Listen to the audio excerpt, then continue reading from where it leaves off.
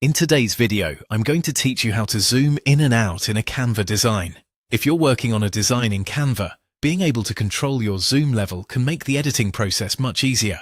Zooming in helps when you need to work on small details, line things up more precisely, or get a closer look at text and graphics.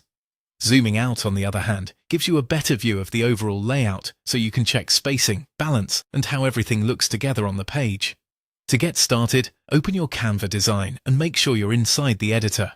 Once your design is visible on screen, look toward the bottom part of the Canva window.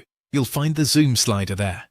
This is one of the easiest ways to adjust your view, because it gives you direct visual control over how close in or far out you want to be.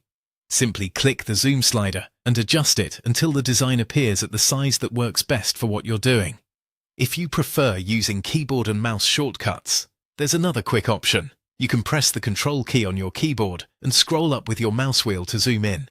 This is especially useful if you want to make fast adjustments without moving your cursor away from the design area.